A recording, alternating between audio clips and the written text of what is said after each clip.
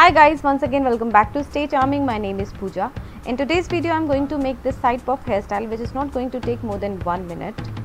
To start with, I am going to do side partition of my hair, not straight partition, kind of tilted partition. Then take small section of hair and start with twisting it.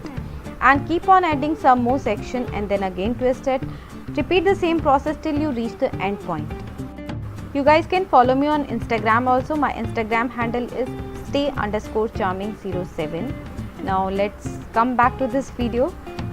Once you reach the end point, then push some of your hair in the upper direction to give it a voluminous look, and then secure your hair with the help of bobby pins or tic tac pins.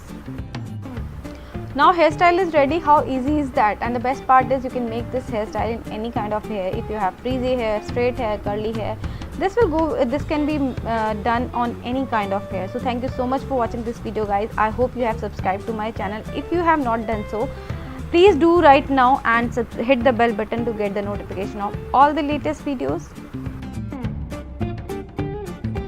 So yeah, that's all for this video. Thank you so much for watching. Meet you in next video. Till then, stay happy, stay charming. Bye bye, take care.